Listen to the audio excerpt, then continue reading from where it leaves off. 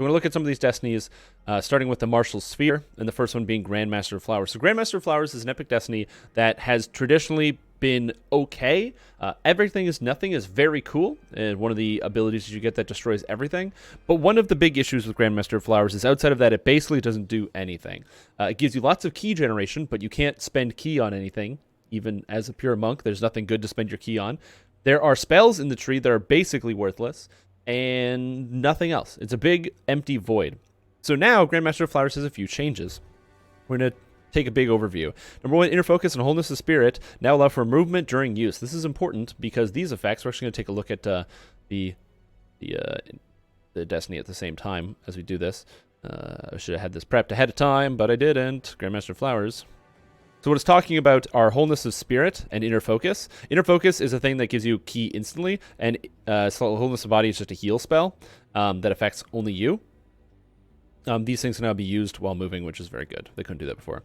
Wholeness of spirit has a 2-minute cooldown, so now you can heal yourself every 2 minutes, which is good. Key actives, left column, now scale with higher of melee or range power, which they didn't. So the attacks I'm talking about are these ones on the left side. Right now, they don't scale. So it is 80 to 120 plus 8 to 12 damage per character level to one target. This damage is really bad. So to put it in perspective, let's just use a calculator here and say that, okay, you've got, you're level 30, so you're going to be doing 8 to 12. The average of 8 to 12 is 10. That's 10. Nice. So times 30. Times 30. That's 300. Plus, the average of 80 to 120 is 100. So plus 100. So that's 400 damage when you press Lily Petal. That sounds kind of good, except this doesn't scale with anything. And monsters, like the monsters in Sharn, have 12,000 health on elite difficulty. So divided by 12,000.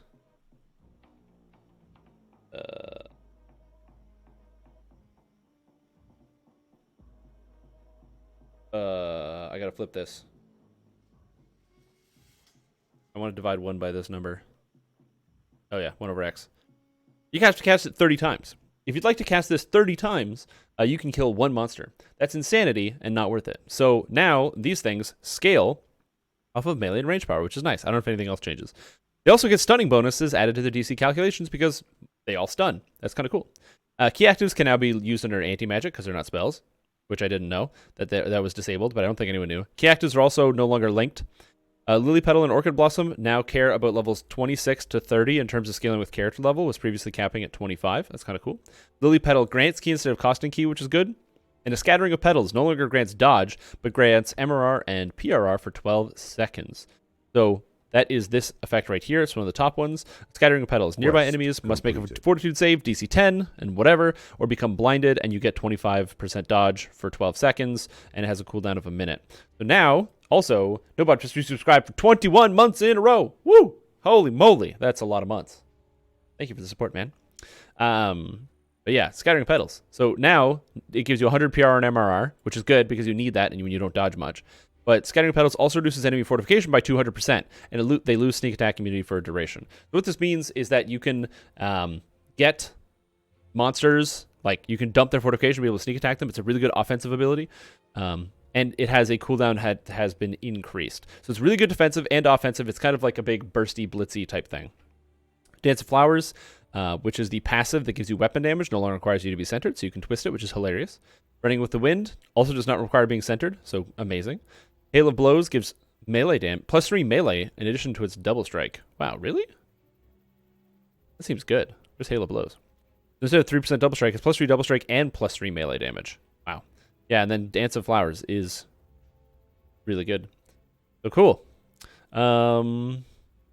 Walking with Waves no longer requires Ocean Stance for this dodge. So all the stance stuff was taken away. There's a bunch of stances in here. So like Walking with Waves, which gives a bonus if you're in a stance. Now you just get the bonus. You don't have to be in the stance. Everything is Nothing has a 3-minute cooldown. No longer requires charging.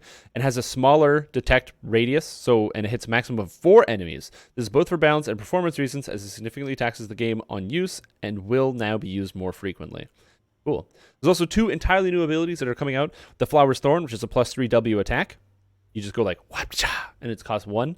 It's a T2, so it's a good twist. It's just a good attack. And Devastating Critical, +1 crit multi on a 19 or 20. Again, and it costs 1 AP. Hilarious. Oh, the other ones cost 2. Neat.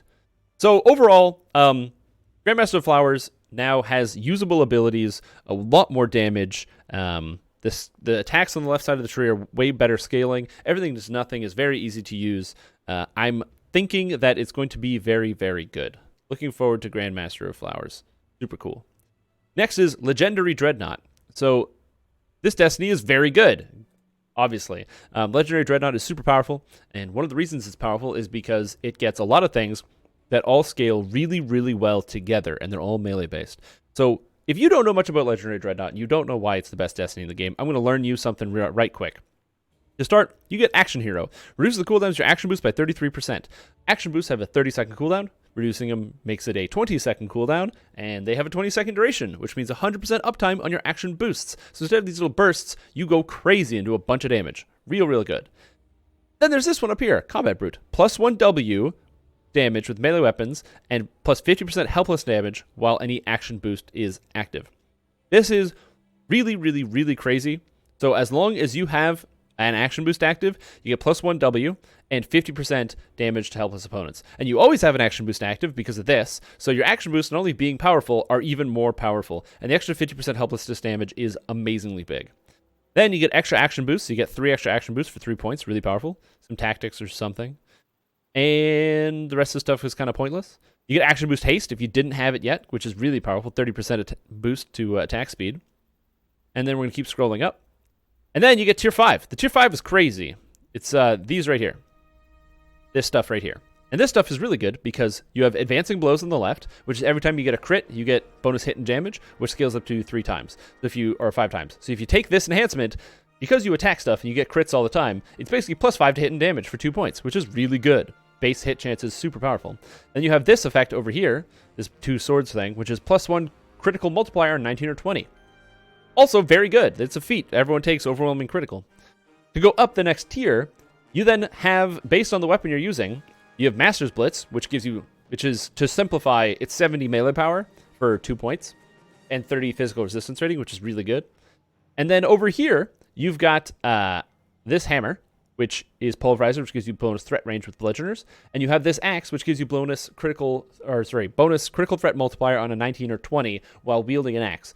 This is important because it's while wielding an axe, not in your main hand and not with axes. So my Vanguard that I'm playing right now, my Fighter Vanguard, has been switched over to a, a axe-using Vanguard, because now this plus 1 multiplier affects my shield.